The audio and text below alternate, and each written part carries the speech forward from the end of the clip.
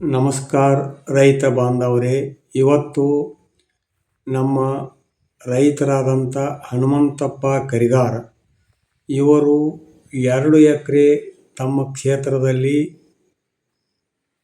ಪಪ್ಪಾಳಿಯನ್ನು ಬೆಳೆದಿದ್ದಾರೆ.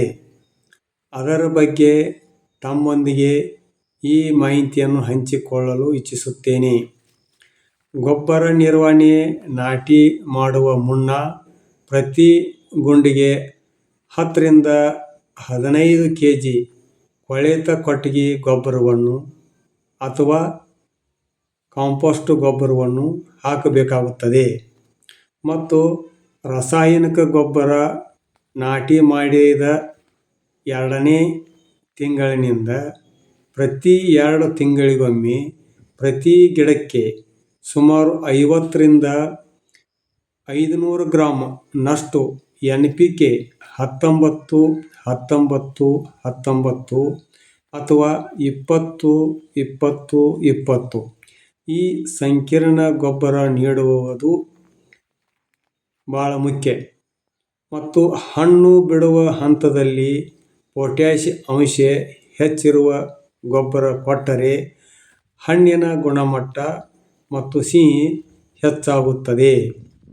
ಈ ಬೆಳೆಗೆ ಎಲೆ ಸುರುಳಿ ರೋಗ ಇದು ವೈರಸ್ ಆಗಿ ಬರಬಹುದು. ಇದು ಬರದಂತೆ ತಡೆಯಲು ಬಿಳಿ ನೊಣ ಮತ್ತು ಹೇನುಗಳನ್ನು ನಿಯಂತ್ರಿಸಬೇಕು. ಇದಕ್ಕಾಗಿ ನೀಮ್ ಆಯಿಲ್ ಅಥವಾ ಬೇವಿನ ಎಣ್ಣೆಯನ್ನು ಪ್ರತಿ 1 ಲೀಟರ್ಗೆ ನೀರಿಗೆ 3 ರಿಂದ 5 ml ಬೆರೆಸಿ ಸಿಂಪಡಿಸಬೇಕಾಗುತ್ತದೆ. ಉತ್ತಮ ಹಾಗೂ ಬೂದಿ ರೋಗ ಶಿಲೀಂಧ್ರನಾಶಕಗಳನ್ನು ಉದಾ ಪ್ಯಾಕೇಜನ್ ಕೃಷಿ ತಜ್ಞರ ಸಲಹೆಯಂತೆ ಸಿಂಪಡಿಸಿ ಬೇಕಾಗುತ್ತದೆ. ಸೂಚನೆ: ಯಾವುದೇ ಔಷಧವನ್ನು ಸಿಂಪಡಿಸುವಾಗ ಗಿಡದ ಎಲೆಯ ಮೇಲ್ಭಾಗ ಮತ್ತು ಕೆಳಭಾಗ ಚೆನ್ನಾಗಿ ನೆನೆಯುವಂತೆ ಸಿಂಪಡಿಸಬೇಕು. ನಾಟಿ ಮಾಡಿದ 9 ರಿಂದ ಸುಮಾರು 10 ತಿಂಗಳವರೆಗೆ ಮೊದಲು ಕೊಯ್ಲು ಆರಂಭ ಆಗುತ್ತದೆ. ಸರಿಯಾದ ನಿರ್ವಹಣೆ ಇದ್ದರೆ ಸತತವಾಗಿ 2 ರಿಂದ 5 ವರ್ಷಗಳ ಕಾಲ ಫಸಲು ಪಡೆಯಬಹುದು. ಮತ್ತು ಫಸಲು ಕೊಯ್ಲಿಗೆ ಬಂದಾಗ ಸಿದ್ಧವಾಗುವಾಗ ಕಾಯಿಗಳ ಬಣ್ಣ ತಿಳಿ ಹಸಿರು ಬರುತ್ತದೆ. ಕೃಷಿ ಇತ್ತೀಚಿನ ಅಥವಾ ತೋಟಗಾರಿಕೆ ಇಲಾಖೆಯ ರೈತರಿಗೆ ಹಲವು ರೀತಿಯಲ್ಲಿ ಕೃಷಿ ಸಹಾಯಕ ಇಲಾಖೆಗಳು ಸಬ್ಸಿಡಿಯನ್ನು ಸಹಾಯಧನವಾಗಿ ಹನಿ ನೀರಾವರಿ ಅಳವಡಿಕೆಗೆ ಸರ್ಕಾರದಿಂದ ಭಾರೀ ಪ್ರಮಾಣದ ಸಬ್ಸಿಡಿ ಸಿಗುತ್ತದೆ. ನಿಮ್ಮ ತಾಲೂಕಿನ ತೋಟಗಾರಿಕೆ ಕಚೇರಿಯಲ್ಲಿ ಇದರ ಬಗ್ಗೆ ವಿಚಾರಿಸಿ ನೋಡಬೇಕು. ಮತ್ತು ತಾಂತ್ರಿಕ ಮಾರ್ಗದರ್ಶನ: ಕೃಷಿ ವಿಜ್ಞಾನಿಗಳು ನಿಮ್ಮ ತೋಟಕ್ಕೆ ಬಂದು ಸಲಹೆ ನೀಡುತ್ತಾರೆ.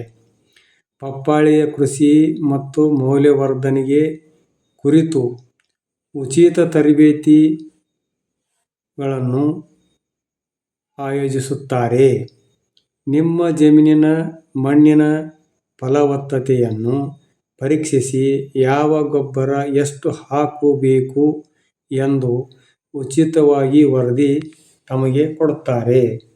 ರೈತ ಬಾಂಧವರೇ, ಪಪ್ಪಾಳಿ ಕೃಷಿ ಎಂದರೆ ಕೇವಲ ಬೀಜ ಹಾಕಿ ನೀರು ಕೊಡುವುದು. ಅದೊಂದು ಶಿಸ್ತಿನ ಕೃಷಿ. ಹನಿ ನೀರಾವರಿಯ ಜೊತೆಗೆ ಸರಿಯಾದ ಗೊಬ್ಬರ ಮ್ಯಾನೇಜ್ಮೆಂಟ್ ಇದ್ದರೆ ಮಾತ್ರ